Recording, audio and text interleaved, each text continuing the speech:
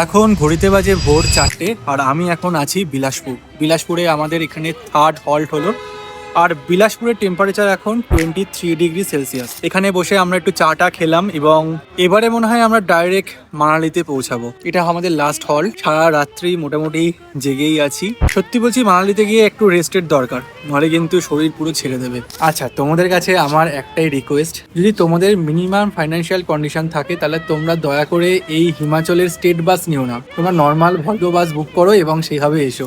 যে লেভেলের আমরা স্ট্রেস ফিল করছি এবং মানে ঘুম তো দূরের কথা, ঠিকভাবে বসাও যাচ্ছে না। কি বলিস তুই? ঠিক আছে, বাজেট ট্রিপের জন্য কেউ যদি একটু আনন্দ করতে চায় তো ম্যানেজ করে আসতেও পারে, যার সেরকম ইস্যু। একদমই। তবে এখানে কিন্তু ভালো বন্ধু পাচ্ছি, বেশ গল্প টল্প হচ্ছে। আর এটা আমাদের লাস্ট হল্ট, এরপরে আমরা ডাইরেক্ট মানালি পৌঁছে যাবো। ওগো মায়া ভরা চাঁদা, ওগো মায়া বিনিরা, ঘুম ঘুম চাঁদ ঝিকিমিকি তারায় মাধবীরাত, আসেনি তো বুঝি আর জীবনে